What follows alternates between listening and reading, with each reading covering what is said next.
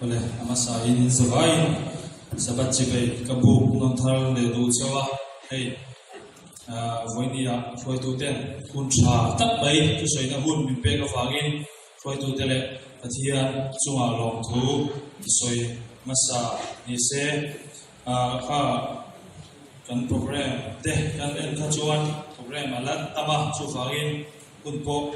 ka la rei lawa minit song ti chung ka neya tin hei voinia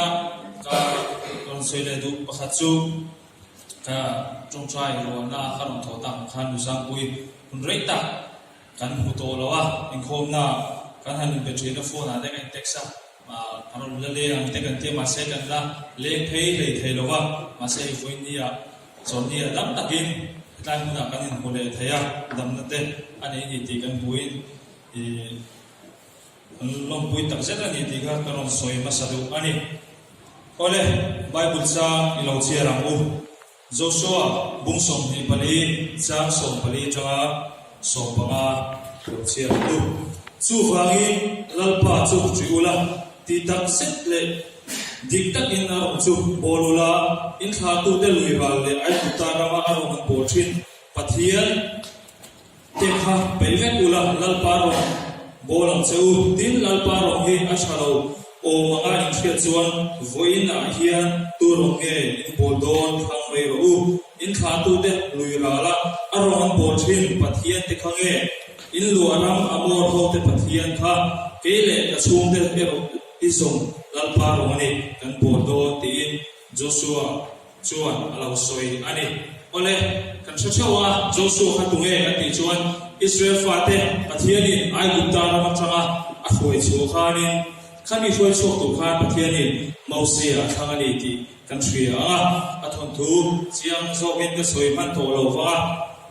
ti chuanin raita pathianin mausia hanga Israel fate a soya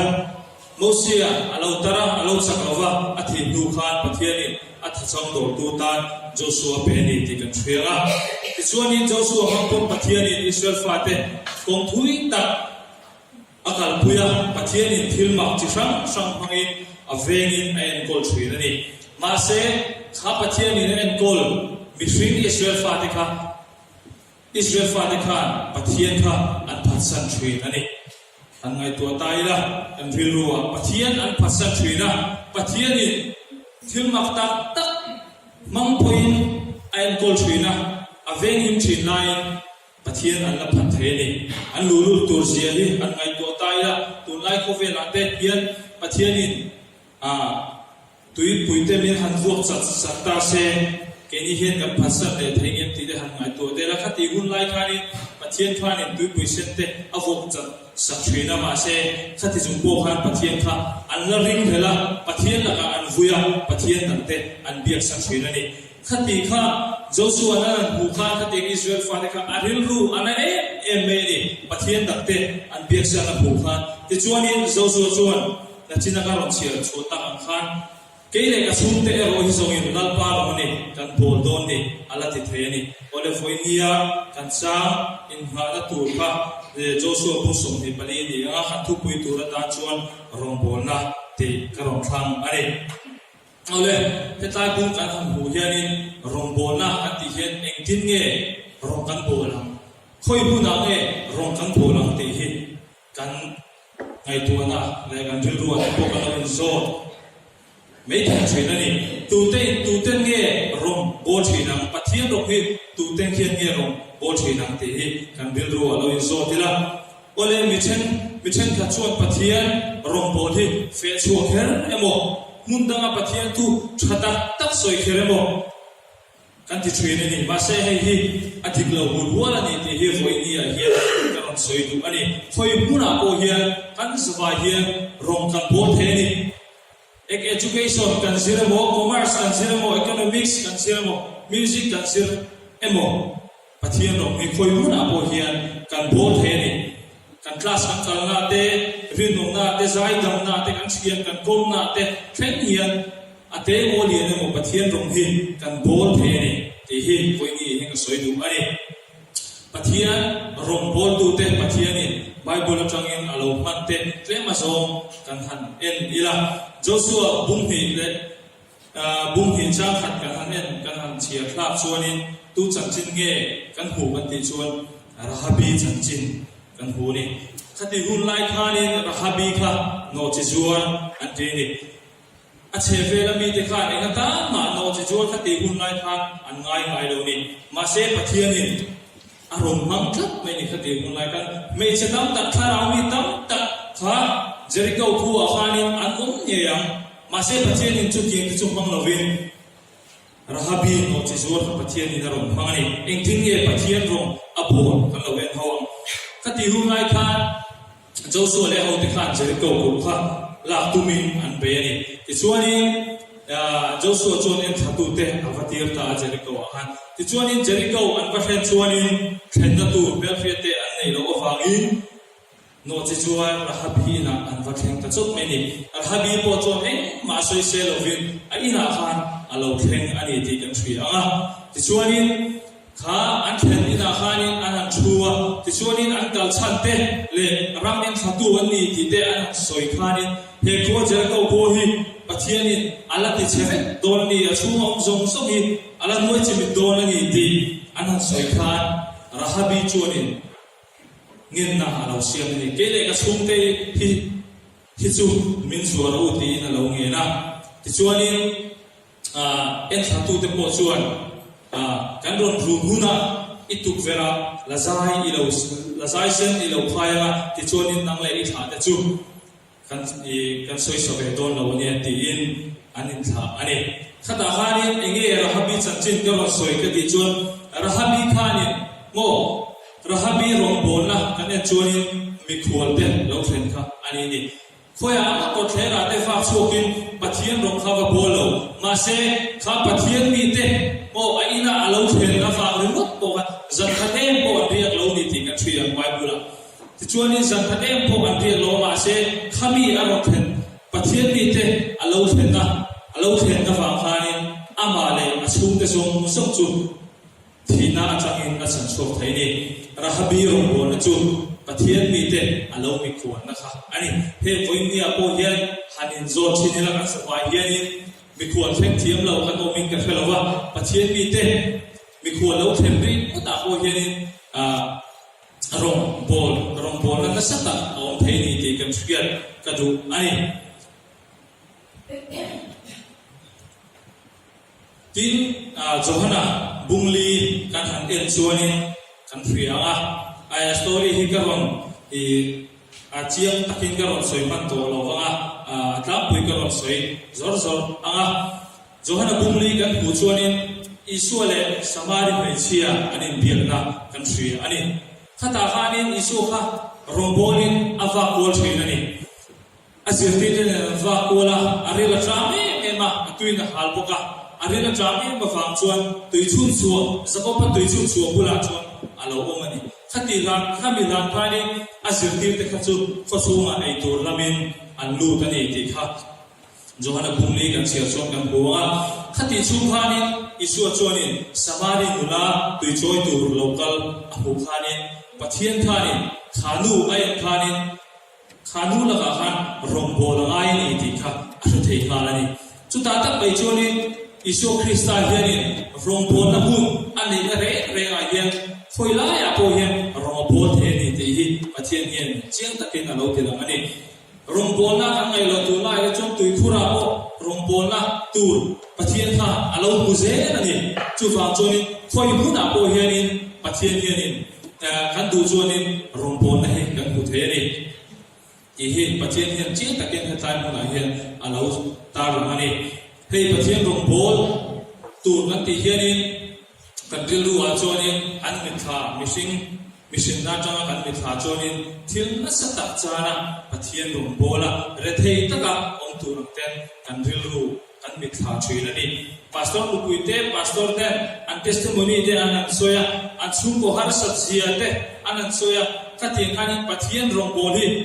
mission na tanga thil chuanin sana di angoni kan thrilani ma se hei hi sana anilawa mal so nani ti kan thriat apoi mo ani ole pathian romboli zombie ประเทศรงบอลตัวเทียน zombie กันในรัสเซียกันหัวประเทศนี้นี่นะรงบอลน้ำมันตัวเทียนไทยบีกันในรัสเซียพวกกันฮัตซีอ่ะมาเสประเทศโคเวลกันองซูเฮียนประเทศรงบอลตัวระกันอินปวดสะซูเฮียนกันไงตัวนั้นเต้กันพิลรัวเต้โคเวลเจกันนี่มีเอาไว้โคเวลถึงเป็นมิติบอยเชนั่นนี่โคเวลเต้เราจังกามีเทียนตัดเราชัวกันเทียนจังกาตัดเต้เราชัวกันประเทศรงบอลนี่ตุงชวนนี่ประเทศรงบอลนี่ตุงนั่นตุงนั่นจังอ่ะที่ชวนให้โคเวลจังกาจูเบย์ตุงนั่นเลยเทียนไม่นี่ที่กันหูเทียโรไหมเห็นมั้งเอโปหินก็อินโซชีนะกันเทสต์มันนี่เจ้ามาสวยเฟียงclass 12ก็สิบห้านี่จัดตุ่มด้านตักจน excise officer นี่ก็ตุ่มช่วยนะมาเสร็จ class 12ก็สิบห้านี่ class 11อาหาร economics ก็ละอาหารที่เอ็มมาฟังอินsericulture ก็ละตาถ้าที่หุ่นไล่กันมิโซรมาอาหาร sericulture subject ละค่ะอันละเทมเนี่ยไม่ดีสุขาราโปอาชีพสาวกันbatch ค่ะใครมา second batch กันนี่first batch สาวที่โกค่ะอันนั้นสาวสุขาราดีละอันหูเดี๋ยวเสียไม่นี่ข้ากันหูดูที่โกค่ะมีตัวสัก sericulture ที่นั่นนั่นเลยมาชูไว้หน้าตั้งมันเจ้าสุขาราโปกันหันละเวตาที่ส่วนนี้กันหันจีระคลาสชั่วกันหันเจ้าสุขาราลูกมันคุ้มค่ากันหันจีระมาเสกันหัน exam สวะกันดูเลยปาเต้นจอยน่าเองเงี้ยจิรจงเจลิตุตีนี่หันโซ่ชวนนี่ข้าวสุกาอัฐโจ้านะคะอะไรแต่เห็นไหมนี่ประเทศทูจิรจ้านะคะขลุ่นนี่ตาแต่ชวนนี่ประเทศทูจิรตุชวนนี่เป็นปวดชาตาการหุ่นตะการเข่งชาตากันหันกุมพีกุมทุ่มอารมณ์เฟียกันหันโหเลยนี่นะแต่กันเชียนกันจิรปุยเต้ก็ช่วยฟังกันสิริกัลจาระกันเลยจิรปุยเต้ขจรสุกาหน้าอันเอาถูกตัวอันมาดีพัวเต้นการเต้นไปเต้นอินเต้นอันเราในอันเราอินเสียตัวนี้กันหันเนี่ยชีนะกันหันหัวกันฟังได้เห็นกับชัวกันกับชัวกันสมัครลายเห็นกันดูที่กับบุหรี่เนี่ยหลงชัวนู่งัดทิ้งปีกเลยไอ้ก็เชียนเต้นการช่วยฟังกันเสียปุยเต้กันหันเนี่ยนะอันมาดีพัวนี่ที่เห็นอินเต้นสามอเตอร์เต้การเต้นเลยเกี่ยเราช่วยตายเห็นที่เห็นนี่โจไม่ได้กินกับเราอ่ะกติยามาเสร็จจุดตัดจนกันนู่นจนที่เห็นมิชาลุงไงมาแต่เจ้านักกินอ่ะมิตั้มตักตัวน่ะเห็นจ้าไงนี่ไงมาแล้วนักกินอ่ะปัจเจียนที่น่ะมิตั้มตักกินแล้วช่วยโดนน่ะลองตีนมินเดียมาข้าขันกันให้รู้ป่วยตักพวกเขามินเดียเทนี่กระสุนเตะหายไงตัวกันนู่นเลยป้าเตะอ่ะมิตัวน่ะจนสุขการน่ะเฉดเตะทุกเวมาเสร็จนักกินลูกอันเป็นส่วนอ่ะอินทินเอกส่วนอ่ะabigit fapamal ka di vebok siya ka now may siya patiten pasalan ni veve to bok siya kay malaw chu chom turan ng bok siya kanule pate alo taranga itingi ka somang tiin ka rilruhi apoy the emeni tunai hian he master last semester te kan jira kan sir so chon kanule pate chom turan top ya kan in ngai to na sa sina ni ka zan muna te hian ni achang chon mu suak to amu po hi ka in ngai to na sa lu tu ba fangenก็หมดชุกได้แรงจากเทรนนิ่งจุดที่ฮะมาหลังบุญในตัวส่วนโรงการทำโบราณโง่กันเชียนจะช่วยในนู่นเลยป้าได้อัชราชาเลยจังกางข้านั้นเปียกเกี่ยเราช่วยกันไปเทรดโดนเรารัวเราทิ้งกันเชียนโดนนี่ที่ได้การทำไงตัวกันฮิลรูฮิบวยเชียนนี่ปัจเจียนโรงโบนี่โรงโบก็ตรงที่กระทั่งส่วนใต้มันนี่โอ้ตีช่างตั้งตะกี้ไม่ได้เชียนนี่มาเสเฮติลายกันฮิลรูก็ไงตัวจ้างเฮียนี่Bible จางอินเทนนะประคับกันในชีวิตอันนี้จู่ๆวันนี้เห็นเราเสียกระดูอันนี้แต่ Bible จางเห็นเป็นอินเทนชีวิตอันนี้สร้างสมทุนปัสสาวะจางสมที่ปังอาจางสมที่ปฐุมจังหวัดที่ง่ายเราเชื่อแล้วปัจจุบันอาการนั้นตัวเราช่วยชีวิตนะอดูโซที่ตัวจะช่วยเวงชีวิตตัวมาเสลาตัวเห็นรู้ว่าแล้วปันกุดินอันเสร็จเสียโน้ปังกล่าวนี่ตัวน่ะตาร์kalau kita ni masalah ni filcu kalsana awam kamu ay lupa anthate cukup po ay heklau alau tini patian ini ami fil alau tisu arum bon tu teh alau ni ren ni tikan hancian kan pejuanin kathabong ay jualan ni masalah ni filcu kalsani no ay lupa anthate po cukup kamu ay lupa ti pathian hian a rong bol tu te hi tha thamin a lo da ai lo ni ti ka hu hian ka tha mom em ani ti hi hui ni heng ka rong sei duwa nang ni po in di fe nge ka ring ani hei tun tu ma po hian in saba ministry rong bola kan nei le do na ni ya barmarawa rau te kan rel mu bupa kaltan tu tele tinge kan kalanga khoya nge hu kan manang ti ten rau kan rel to a eta po hian kal the lo tam ta le kan zawai in kan kal the ve don lo ti chu thil chiang sa ani ma se kan no huna chang hian pathian rong kan bol ve thei ni ti hi hetan huna local song song te hi ka soi ka cha du chau ni en tinge rong kan bol ve theiang kan ti chuan kan thil pe mang te mo kan poisa kan pek man te thom no kan pek na chang te le kan chung trai na chang te hian ministry rong hi kan bol pui ve the ni ti hi karon soi duwa te khen thu pakhat ka soi a ka thu soi chu ka ti to pa tum kha chu pitar pakhat hi awma me thai nia apasari na boral san ma me thai awma chuanin ai no fa na ber chu pe zuar ani chu hei thai omna chevel chu misual ro thap tak omna mun ania chu tlai pitar te nu chu tharawi takania chu tlai misual ho chu ave men chong trai na te a tho thina ka ti thei to ani ti in chong trai na te a lan thina ni chuanin chung kha chu ngai to na thara nei ta hemi te hi chak chho thei ta to na ai to a ti hian ai to so ka cho me zor na ata ka le pho hi ta chaila poisa khore na ti chuanin Bible Society a hian poisa tho taila ti chuanin anin ti da kum an thso ka ani kal tlang hian rong ka be ve thei mana ti in a thalo a cho me zor a changa tlem te le ka ana kolani thakata on ni chuanin a kho chang chak chu ka ron thling ta an han tambo ani lo ti chuanin ani zong som chu Bible Society kami a chevel gora Bible Society office a makalta ti chuna poisa chu awata ta ni hei hi kan chevela misual tak te na pathian an lo hu theina turin he poisa hi ka ta ne e no fa pe ta ni chu poisa chu Bible Society ya how to te na lo en chuan Bible dei chi man kha poisa ka lo ne ni ole ani chuanin Bible hi a capital kan in Bible le sak an le sak ti pu kha thelo how to te kan Bible Society o kan Bible an lo le sak chuanin Bible ko a chuan pitar te hing kha an sia sakani chuanin an zia ka kha tai huna an chevela misual tak ok huna khan a Bible le sak chu an vasen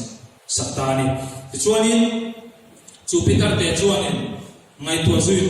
to khami a thil pe kha a ngai to zui to lova a chung trai na chung a thai nang thinu ni kum khat alo liama kum hi alo liama kum thum na chuanin khatlai a chevel misual tak ok na thin dia a hria ta chang khanin tlangwal fel tak mai mo misual apo an ho tu ban shin khami khanin pian thang na cha rong bona ane chin ani ti kha abeng nge chanchin pu chang te khan alo hu ni adil ru a chonin a chung trai na chana ani ti po kha la felo chu ta chonin capital chu pitar te chon chu pa chu mu fe a cha mai ni mu fe cha ma se a chak to lo fa chonin akal thei lo wa chung kha chu a kong khar chu an ki ka ti chonin a ba hona anan nin bia chu pa chonin Bible mo Bible chu an ke nga a hu ta ni chonin anan en chonin a ming kha pitar de ming kha lo in sia ka ni mak ate me chu pitar te chon ti chonin chu pa chon ti hian testimony soi ni hetai chevel ai hian misual te singa po how to berte kalo ni suina Mase chung kha chu Bible Society hovin Bible an sema duro chung min pe ya kan han in na kai chonin bai pathian thu hi ra lo ni vai kalata ti chonin mani na te kazira ka sui sina chu ta kan chonin pathian thu di ke kalo fetani ati an han ti chu pita te chu alo em mai ni chonin an chung trai tum ta ani antini tutia hadiang chi heli pitar te po hiani abe sei ni ala apoi satre e bang khani pathiani a chevela misual te zinga pon ho tu berkha thil pek mang khani an he theni voi ni apo hianin hetlai hanga kal som som te po hin mo sum le pa ya po tam lu kan nei lo ni mai thei kan nei a chun chu te pathian ta na kan pe kan han hian pathian hianin alo mang mai zo thena ni te hi sheila ei sama ministry te kan chu le do na ta po hianin kal thei lo tu te po kan oma ma se rompon na hi ka ngai poi wa hemi ka poi sa te ka mang hian rompon na hi alo pui ve yang chu ti te in lo mani chuanin foi tu te an dong thei reng ani in thil pek mang hian pathianin rong ala bol thei ni ti te kan thriat apoi mo ani chu fa in foi ni ya ta mu rong kal khom zong zong te pathianin arong bol tu hian in lova arong bol tu hian thei bi anei lova arong bol na hun tu ra hianin thei bi anei chuano khoi huna ko rong kan bol thei ni ti kha kai in chanon ni se kan tu soitel pan kan sa ta 1 min song sa ro se amen